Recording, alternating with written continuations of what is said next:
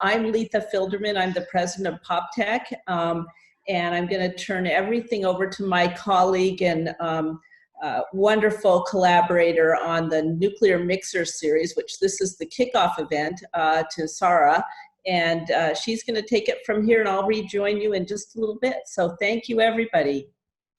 Thank you, Letha. Hello, everyone. So glad that you're all joining us. I will ask, but I think you've all done this because I know this isn't your first Zoom call. But those of you that are not speaking, if you could all mute yourselves, that would be quite wonderful. So on behalf of N Square and PopTech, I'm so delighted you could all join us today. I'm bad. I didn't bring a drink. I have water, but that's for medical reasons. But that shouldn't stop you all from enjoying your drink. So cheers to all of you. I'm so thrilled to be co-hosting this with Letha from PopTech. She's been a real friend, a real collaborator, and a thought partner to N Square. So my name is Sarah Kuchesfahani, and I'm the director of the N Square DC Hub. N Square is a funders collaborative that was created in 2014 to introduce innovation and creative thinking into the nuclear risk reduction space. And as Letha mentioned, this is the first N Square PopTech virtual nuclear mixer. Now, when we were planning this series, the intention was for us to all kind of gather together collectively in person in Washington, DC, but we know that can't happen. But you know, in the interest of looking for a silver lining, the nice thing about doing this virtually is that we can bring everyone from all over the country, if not the world, to join us. So we're super excited about that. Now, these nuclear mixers are aimed at increasing intersectional opportunities within the nuclear risk reduction space, as well as provide paths to broader public engagement. Specifically, the goal of these mixers is to demonstrate the power of artistic and creative expression as tools for understanding a complex global issue such as nuclear weapons. So what do we have in store for you for the next hour? Well, we have three phenomenal speakers who are going to speak for no more than 4 minutes. Then Letha will moderate a very brief discussion. Then we're going to put you all to work because we're going to send you off into small breakout rooms with about 3 or 4 people. You're going to spend 5 to 8 minutes, hopefully with a room full of strangers, where you get to participate, contribute, and reflect upon what you've just heard. We will then come back and we're going to share some of your reflections and your questions together before we wrap up at 4:30. So let me give my thanks to my co-hosts, to the speakers, and of course to all of you. So of course, thank you to Letha. I also want to give a shout out to Nick Martin. He has been our fantastic producer. He is the CEO and founder of Tech Change, and him and his colleague Lisa have been super helpful in kind of running the back channels as far as Zoom is concerned, and will be super instrumental in the breakout rooms.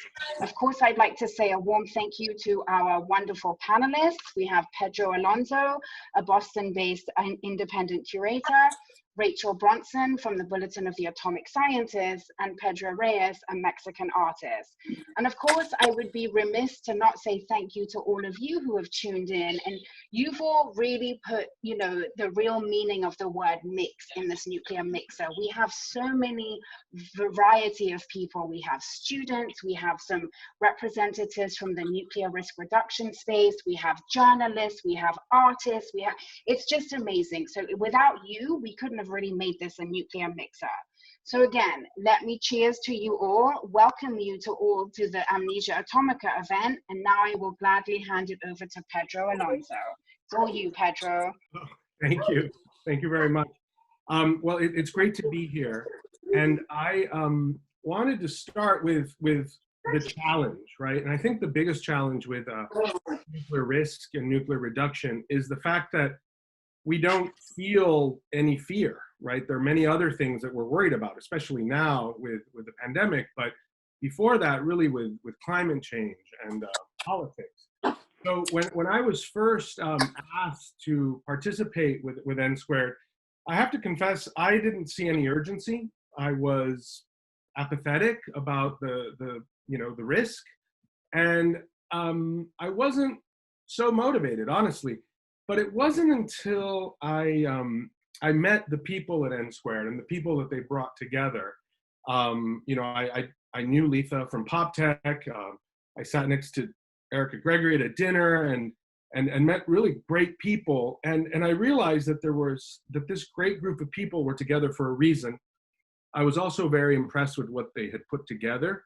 And I was very interested in figuring out how something like this would work. And as I became involved, I had some guidance from Erica Gregory, who suggested that I meet certain people. And she introduced me to Beatrice Finn, who won the Nobel Peace Prize. She also suggested that I get to know Rachel Bronson from the Bulletin of the Atomic Scientists. And this meeting these people, participating in the working groups, I began to think about, well, what can I do? This is a very compelling subject, and how can I get involved? And I'm all about public art, but I do my best work with the right partners. And in this case, it became clear to me that the right partner was Rachel at the Bulletin. And before I went to Chicago, I called her up and said, I'm coming. I'd love to get together with you and talk about an idea about public art, which she was very interested in. I made that call from Mexico City during the art fair a year ago, actually.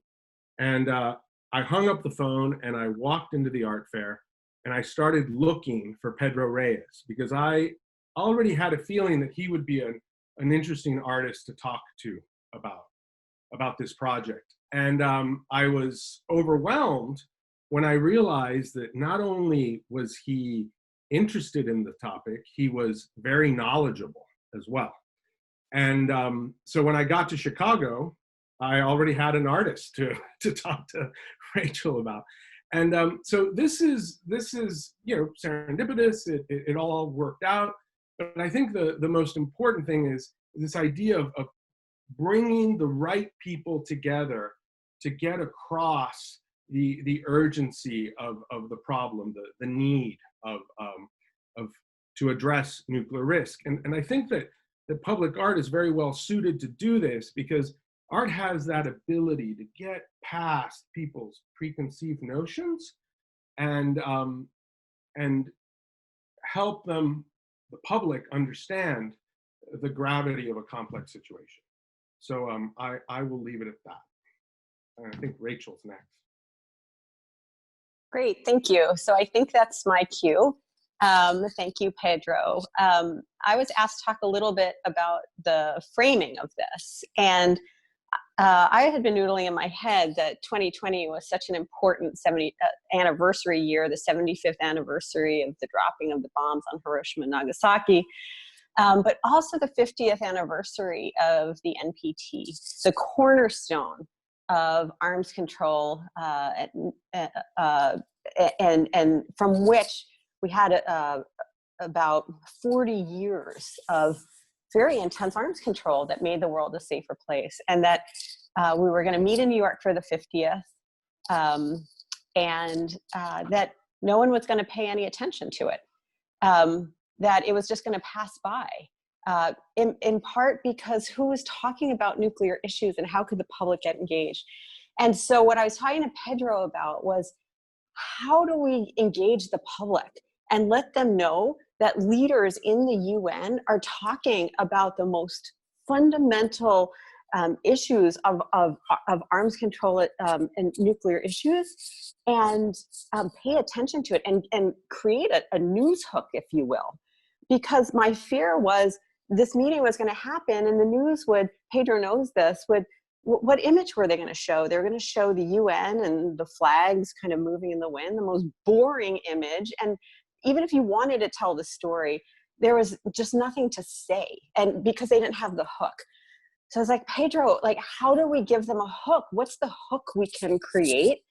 And so we had the date, and we had the NPT, the review conference.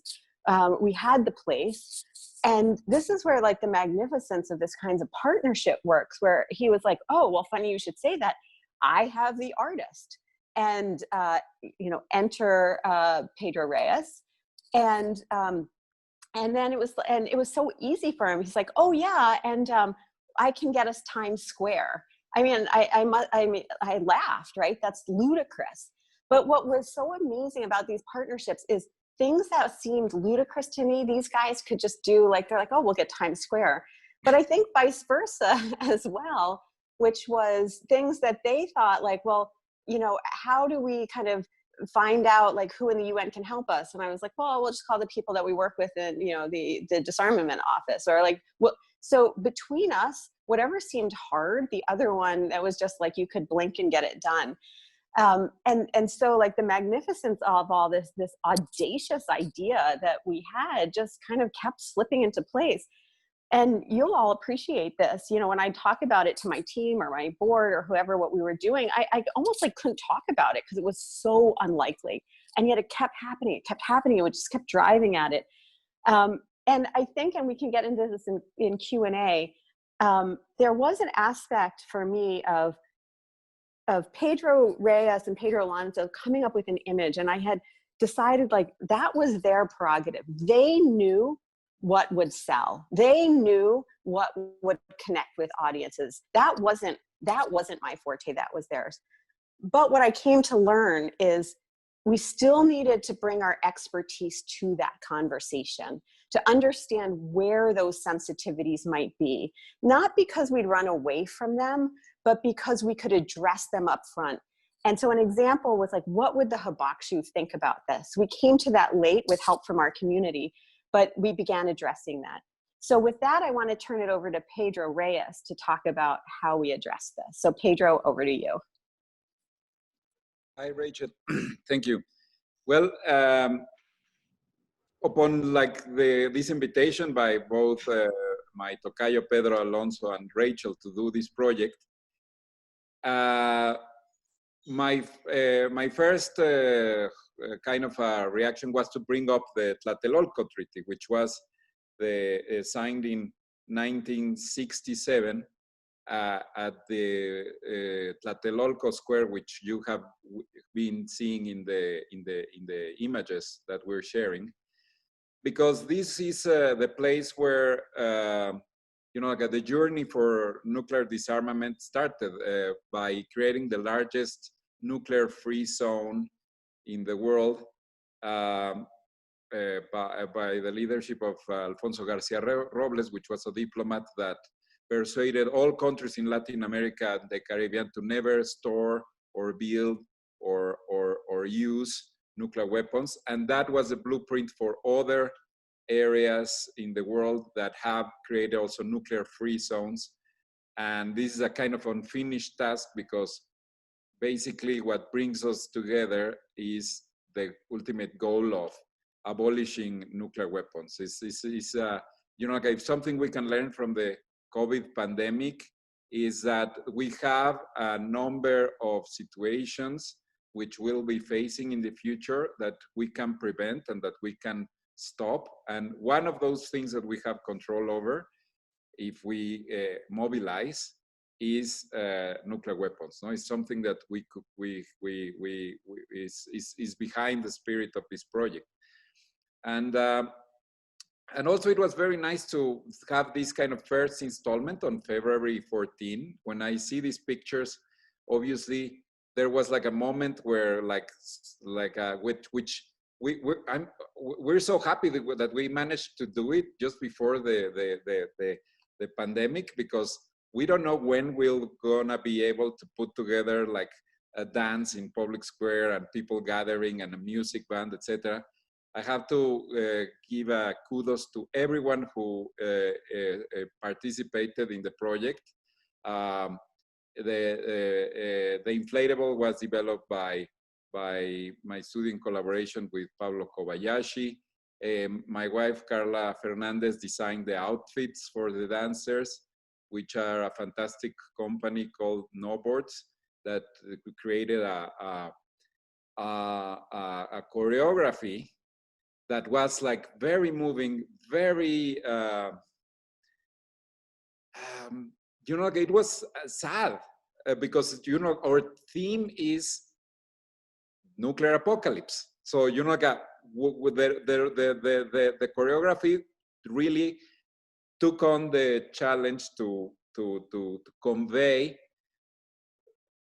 not with a rational level, but like an emotional level, which is what dance can do and art can do.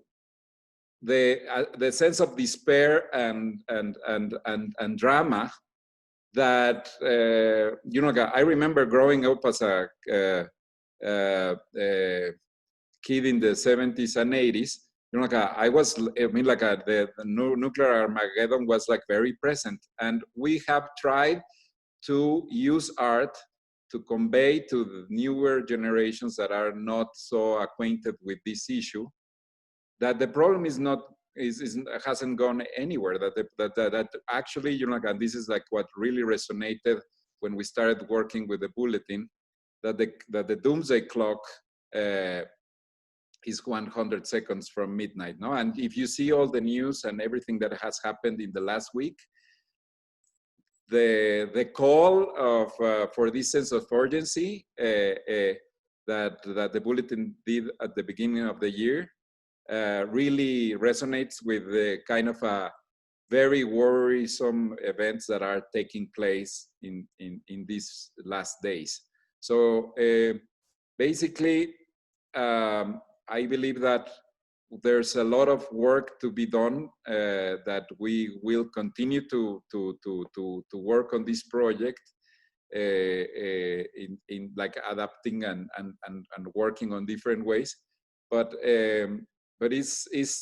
I think that there's something that is important for activists, because we are in a moment where it seems that the pandemic has taken up all the kind of mental space that people can handle. But all the other problems that we've been working for to solve are still there, and they need us more than ever. So I think that as a kind of a community, kind of concerned with the issue of nuclear war and the urgent need to disarm, we have to just like continue working on bringing more people to join us on this cause. Yeah, I don't know if I should add something more, but I think that we're over on time, no? Yes, I'm super impressed. Thank you all. Letha, all you. We're perfectly on time, so thank you all. And what we're trying to accomplish here is, giving everybody a taste of this project, really, because it's enormous. And I think so many things, I was taking notes while Rachel and Pedro were speaking, and I think what this project does is it really brings to the fore the importance of this notion of unconventional collaboration. And I know that gets a bit overused, to the point where you almost go, oh, jargon. But there really is something in that. And I think the only way that happens is when you really take the time to build diverse networks that have very different types of expertise, and then actually activate them and leverage those folks in your network. So a lot of times people say, well, like, really, how does PopTech do some of that stuff? And it's, all comes down to the extreme yenta skills. So I'll go back to my Yiddish speaking grandmother, and there's something to be said for, being an astute matchmaker. And when I look at this project, I always just, almost, burst into this sense of proud, whoa, look what the kids are all doing. They pulled it off, because I knew Pedro Alonso, and by happenstance said, oh, he'd be a great person to invite to this dinner I was hosting with Erica. And then, suddenly Erica introduces him to Rachel. So it's just chain of event that's fascinating. And I will say, at PopTech, we've worked on some of the toughest challenges that confront humanity over time. And the real magic has always come when we bring people who are not working in the same areas together. And Rachel said something. She said, I loved working with artists because anything's possible. And that's a mentality that sometimes those of us who work in policy or even in science go, oh, that's not possible. So having contrarian thinkers, and at literally 4 4:18 today, we were like, how do we show Pedro's video? And we're like, oh gosh, it's going to be 12 minutes. How do we do that? And he solved it. He's like, just let's show it in the background while we're all talking. So voila, there you have it, with different kinds of thinking. And I loved Rachel's comment, the magnificence factor. Just the perfect anecdote to what we all need right now. But I do want to ask, because everybody spoke so briefly, a couple questions. So I'm going to start with you, Rachel, if you don't mind. And as you think about this project traveling around the world, which, you know, and as hopefully we get to a point where we can have people convening around public art and public spaces, can you talk a little bit about some of the thoughts you've had and how this might impact different audiences? And I'm going to go back to a story you shared with me about some thinking you were doing around people who were survivors of Hiroshima and Nagasaki, and how people who actually experienced the devastation firsthand of nuclear war, they perceive a mushroom cloud very differently.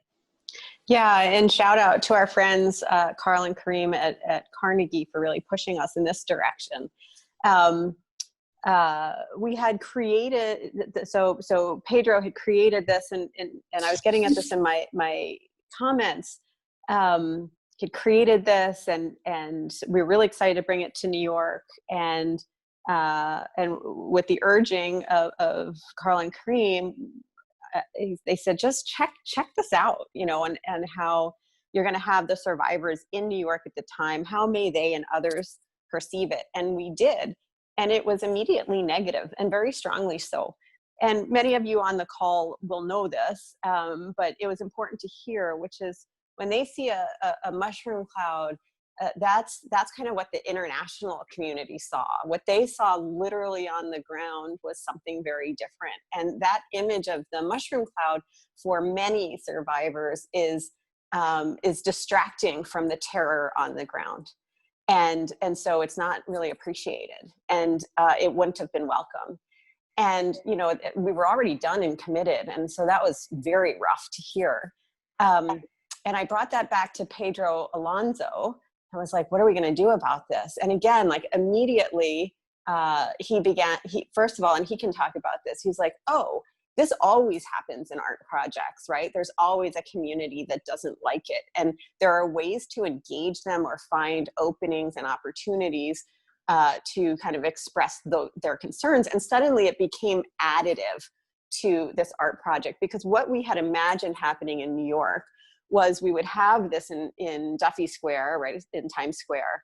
And our hope was that as we solidified it, many of you on the call, we would have been reaching out to say, can we set up kiosks? Can we set up desks? Like hand out flyers, people who are walking through Times Square.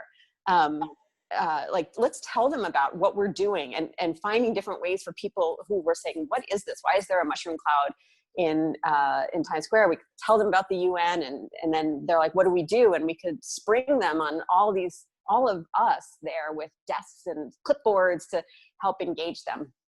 And so we started thinking about the Hibakushu and their concern that what they experienced on the ground was different, and we would literally be on the ground. So could we find ways for them to communicate exactly that message, so it wasn't bifurcated between the mushroom cloud and what was on the ground? Through this artistic endeavor, we could actually bring those two together. And we brought that idea back to some key players who immediately loved it. And that's kind of where the conversation stopped because of the pandemic. But we were clearly on the cusp of breaking through this and making the art piece even more, having greater impact because of our ability to absorb the critique. So the tension and the stress of that, the need to bring both the expertise from our community together with the artistic expression and the artist's view of like, this wasn't an unexpected challenge for Pedro. This was just like yet another part of his like already busy day. So It was very interesting, and we're just so sorry it wasn't able to come together in November as we had hoped, in May, not November, in May as we had hoped. Wonderful. Thank you, Rachel. And Pedro Reyes, I'm going to turn over to you, and we're going to I'd like you to take about 2 minutes to talk a little bit about your past work, because you have looked at all kinds of major issues and crises and challenges for humanity through your artwork. And can you just give us a little primer of a couple things you've done that kind of led you up to this? Well, I think that I have dealt with the issue of disarmament since 12 years or 13 years, but it has been mainly with small weapons. I have organized campaigns for voluntary donation of weapons. The first one in 2007, where we collected 1,500 guns that were made into 1,500 shovels, and we planted 1,500 trees. So that was like the kind of a very basic, like a sculpture is about changing matter, no? Like changing the shape of matter. So to turn a gun that was like then a weapon, a shovel, is a kind of alchemical process. And that first led to a second project called Disarm, which where I made musical instruments out of weapons. But the issue of nuclear weapons is one that I feel very close and very I have always wanted to work on it, and I'm very grateful and happy to be able to help on this cause together with all the other artists, because this has been a kind of a collective undertaking by everyone who has participated, not only me, but the dancers, the musicians, the costume designers, etc. And the idea is precisely to create a platform where more people can join, because I believe that one of the most inspiring things is to see how big the nuclear disarmament movement was in the 70s and 80s, and how urgent it is to bring that spirit of creativity and activism together now. Fabulous, thank you. And Pedro, I would like you to just take a minute to, kind of sum up how you use creative expression to take on so many major issues. And you've talked a little bit about what attracted you to this project, but you deal in this all the time. What's the magic? Which Pedro? You. Oh, okay. Pedro A. Pedro A.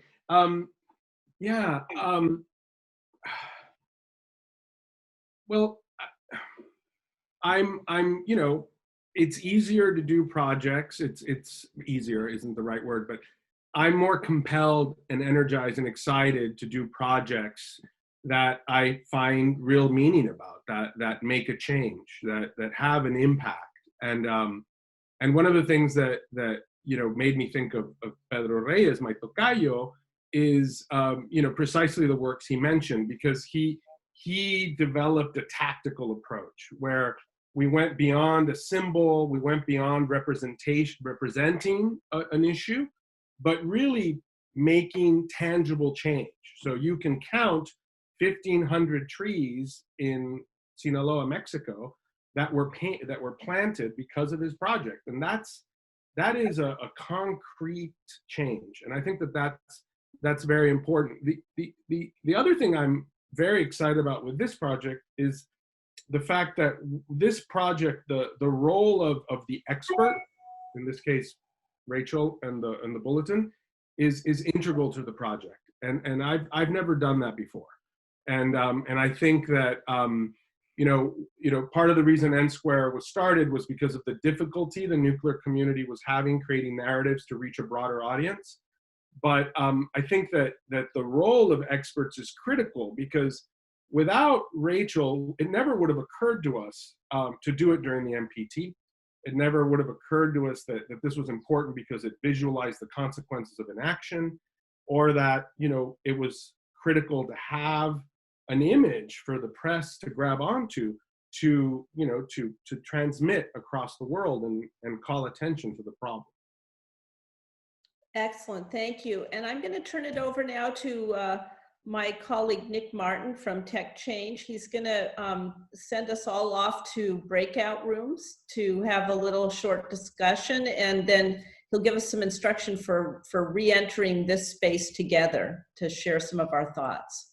Hello, hello. Welcome back. Look at the group. Fantastic. I'm at. All right. So now the great challenge is everybody's not on mute and is now back in the big room. So that will be the big test, is how many people have phenomenal background noise going on. All right. So Letha, as folks come back in here, kind of, how would you like to do this? Kind of open up the floor, maybe have a couple groups sort of share some reflections. We won't have time for everybody, but a couple reflections or things that might have come up in these small groups that would be good to capture for the large group. Absolutely, and I think, you know, we want to be democratic here, so I guess if you'd like to share a reflection or a question from your group, we didn't have time to elect spokespersons, but I know my group had a bunch of naturals, so if people could just perhaps raise their hand and Nick can call on you, but please keep the reflection or comment to about 45 seconds so we can make room for as many of you to speak as possible. Yeah, we'll keep these pretty quick. And I think two ways to do it. You can either use the reactions down on the bottom bar, to maybe you've already had some practice with those, or you could use, just as Mary Jane is doing, just raising your hand in your screen, and I can also find you. So Mary Jane, since I see you first, I may turn it over to you. Okay, great. I want to pivot off of Letha's comment about diverse networks that can be leveraged, and how doing that can help address what's my more than pet peeve about issue-based public art, which I also do as a curator, which is that we do great stuff, we're right, and then it goes nowhere because we're not working in what others call the real world. So how we need these networks and intersections. So I'm happy that I was in a group with Erica Gregory. We leveraged it. We're on to developing an idea for a workshop to train students in how to think about the future. How awesome. I love it. If you gave us another 10 minutes, we'd be completely done. Okay. Who knows what would happen? Let's hear from some more folks. Who's ready? Robert Fry has his hand raised. I don't know if you could see that, Nick. Okay. But let's go for it. I'm a documentary producer, and I discovered that my roommate on the site was Yasmin, and she is involved with a program called beyondthebomb.org, dealing with social justice. And we also discovered we're about 20 blocks from each other in New York. But the contribution I'd like to make to your earlier discussion, having made a couple of documentaries on this topic, I want to read a quote to you from one of my films. And it was by a gentleman by the name of Dr. Hida, who was a Habakashaw who passed on at the age of 102. And he said in the film, people in Hiroshima never call it a mushroom cloud. We call it a pillar of fire. Those who only saw aftermath only saw the mushroom cloud. I was at the foot of the pillar of fire. Anyway, for your project, I think that quote would have some significance. Wow. Very And powerful. also Yasmin may have something else to say. Very powerful. Yasmin. Thanks. You're on. Let's hear from some more folks. Yeah, who else would like to share some reflections from their small group, something that happened, or maybe a cool output that occurred?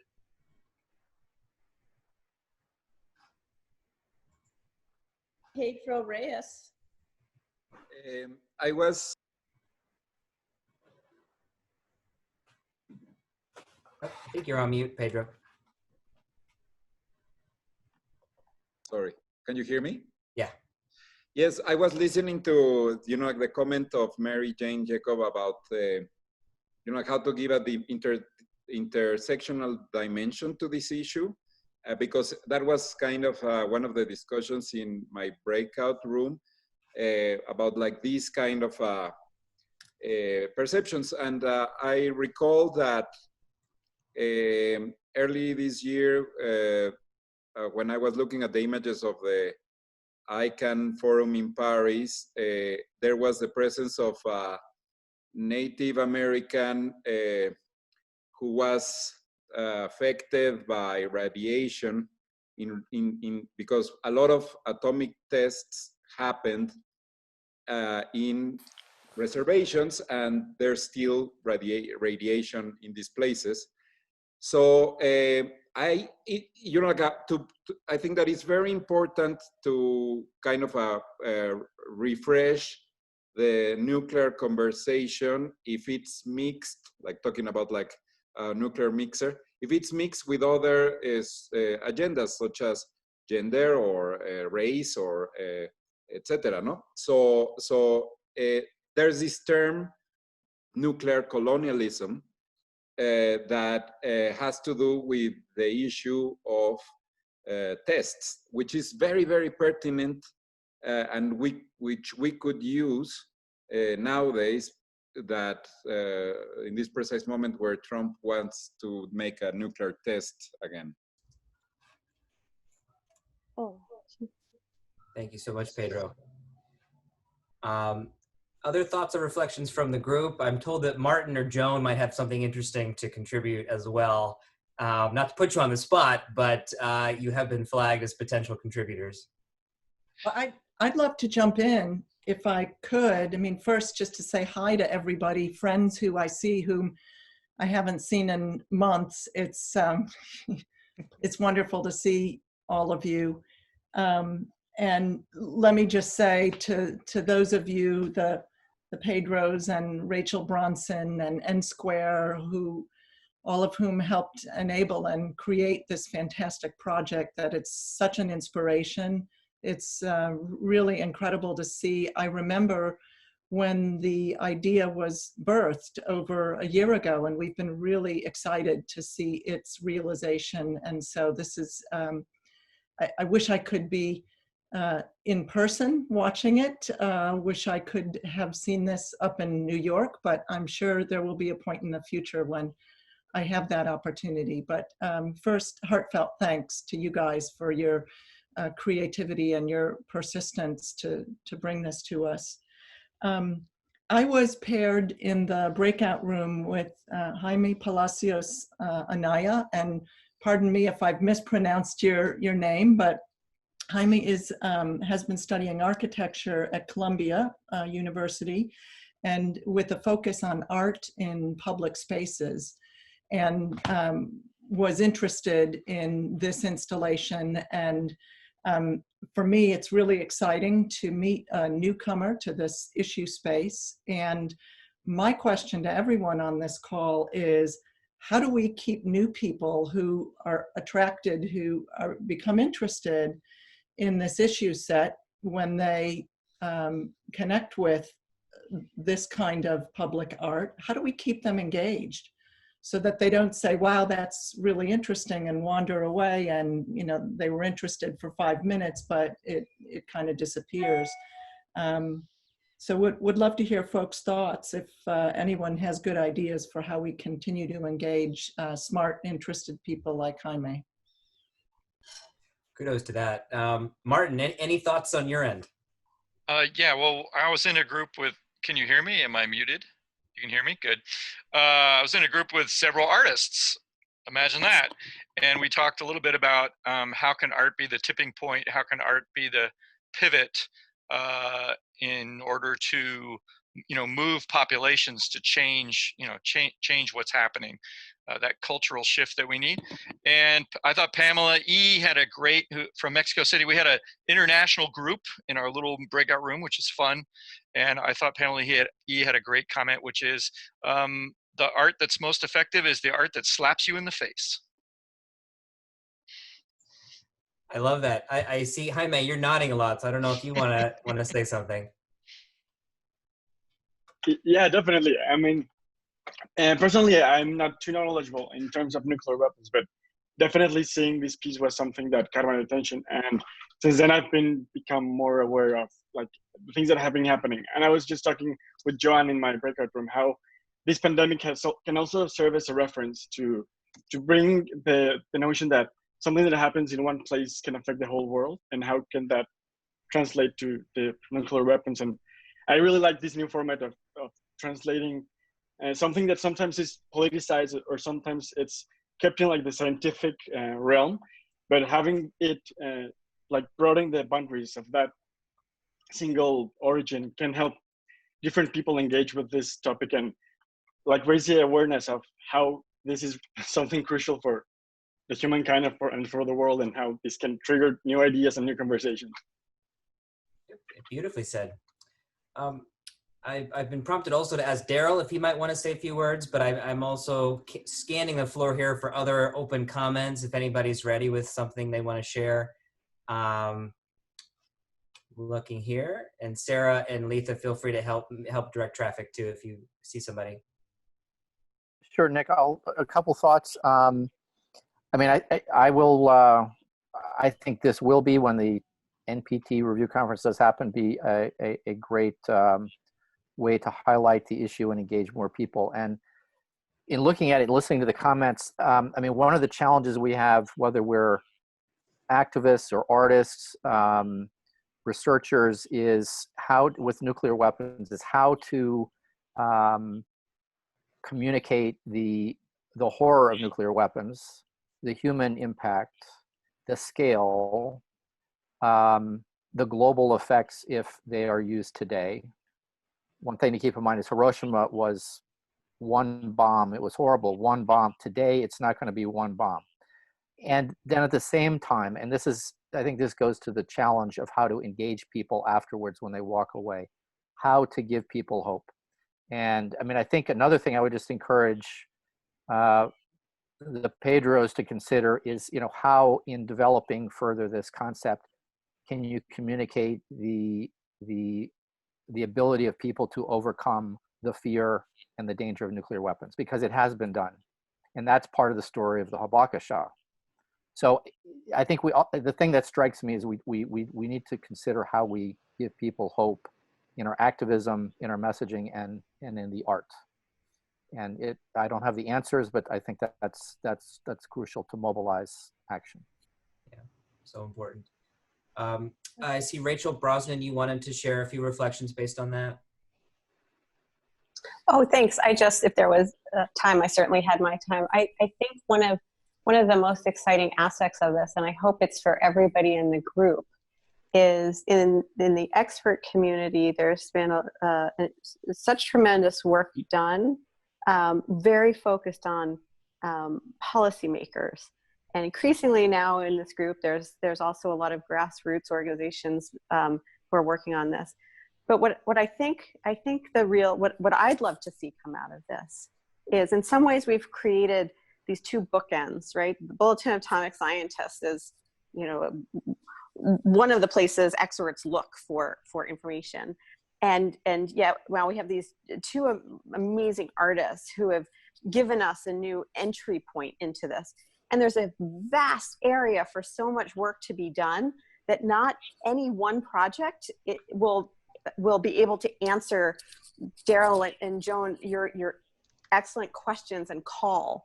But we should be thinking about now multiple routes, right? Like user journeys, right? We've got two bookends of a user journey, but how do we now use this so that any individual comes in and then they meet the next organization and the next organization and the next expert and the next artist? Because no one project can do it all, but all of us can do something. And starting to create defined user journeys, or ones that we think are successful. I think we have the opportunity with these kind of these two bookends, if you will, is how I'm looking at it. And I think the people on this call are the answer to that in so many ways, and the multiplier effect. So I hope we don't look for the silver bullet, but rather the different directions that it can take. And I've got some exciting feedback here in the chat. I've got a couple folks who I know want to speak. I'm going to go to Andrea first, then I'm going to go to Cynthia, and we'll see where the time is. But let's make these rapid fire to get as many voices in as we can. Andrea, you first. Great, thanks. I just wanted to say I'm also a complete newcomer. I come here actually through the arts, through following Pedro's trajectory. And I was listening to John's question about how to keep people who are newcomers, and I was thinking that I guess I would be for sure interested in staying updated in this topic and any attempts for a more peaceful society. But I guess I would love to know what steps can we take as an audience? What can we do? You know, what's the best way for us to be involved? And I think just these clear answers are ways of keeping us for sure involved. That was just it. No, that's great. Thank you so much for sharing, Andrea. So Cynthia, I'm going to go to you, and then I'm going to squeeze you in as well, Rachel, because I know you've got something you might want to share. Hi, I wanted to insert into this conversation feminism, because I think it's very important to really address the patriarchal structure of militarism and in the context of, you know, nuclear disarmament. And unless we really contextualize, you know, the policies that are made by men, you know, around nuclear issues and really take a feminist position on disarmament, but also in terms of how we read this, you know, how we read this issue from a feminist perspective. So as policymakers, are there feminists at the table making decisions, determining, you know, our future? And the other piece that I feel is, I'm a filmmaker, and I'm working on a film called Index Trace, which is a mapping of the entire nuclear trajectory in the United States, from missiles to nuclear power plants to testing sites to, you know, and it's really working with people who are living on the front lines. And I think the teachers, yes, we have all these policymakers who are embedded within the system, but the teachers, the real teachers who are challenging the protocols are the people on the land, on the people on the front lines who have been for 30, for 40, for 50 years saying our water is contaminated, our land is contaminated. These are the teachers. Such an important thought there. Thank you so much, Cynthia. So I'm going to go to Rachel, and then I'm going to have us come back to Letha for some kind of closing words with Sarah. I just wanted to pick up on actually the 3 different threads of these user journeys. How do you create hope and newcomers? I'm someone that's passionate about violence prevention, but nuclear has always felt like something that it would be hard to engage in part because it's so overwhelming. And even the image of a mushroom cloud is hard to get your hands around and think about. And so I think when I think about an art project and when I think about this topic in general, my question is, how do you give someone something that feels achievable, where you feel not just this sense of hopelessness and this matters and I care about it, but some concrete thing that I do will make a difference? And how do you create those inroads where it's not just this big mushroom cloud, but it's all the different impacts of nuclear proliferation, from inequities in testing, right? That's something that I can get my hand around. It's familiar because I see other environmental inequities with pollution and other types of it. So how do we make it feel real and relatable to a lot of different people in a lot of different ways, and help people see all the myriad of ways in which you can contribute? You don't have to be a scientist, right? If you care about this type of justice issue, if you're an artist, how do we help people see inroads that match different skill sets and feel really concrete and doable, but also to that point about hope, where you don't feel like nothing I do will matter because it's this huge mushroom cloud and how can I make a difference in that? But you feel like this small action I take starts to chip away and I see how it fits into something bigger. I think art can help make that real for people. And I see a lot of nodding heads there, Rachel, so I think you've really touched on something. Okay, Letha and Sarah, I'm going to turn it back to you all to sum us up, to give us our call to action, and where we all go as a community from here. Sure.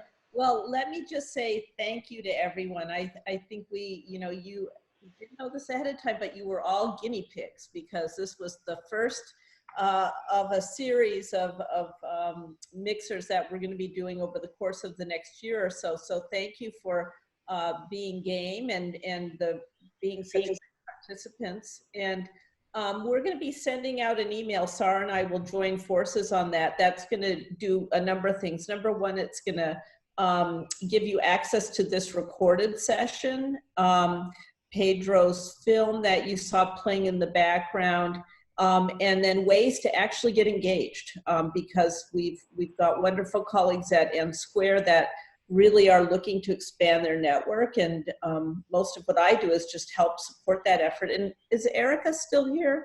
Erica Gregory? Yes, I'm still here. Can you say hello to everybody? Hello, everybody. Listen, I just chatted something to everybody, which is to say this conversation really does represent something that we sort of dreamt of when we started this project 6 years ago.